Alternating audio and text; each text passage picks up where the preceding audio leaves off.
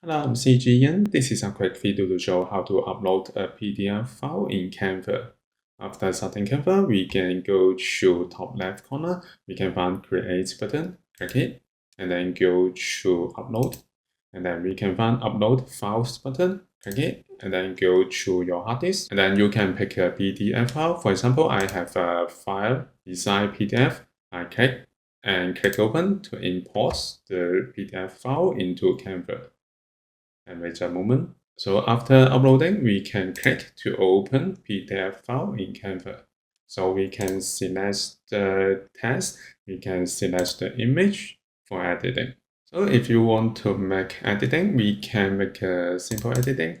Double click the text and then we can change 26 to 27. So we can edit the text, we can edit the image, and also we can edit the effects. So this is how we can import PDF and edit PDF in Canva. Thank you for watching this video. Hope this helped. Please subscribe this channel. More video will be shared with you. I'm CG Ian. See you in the next video.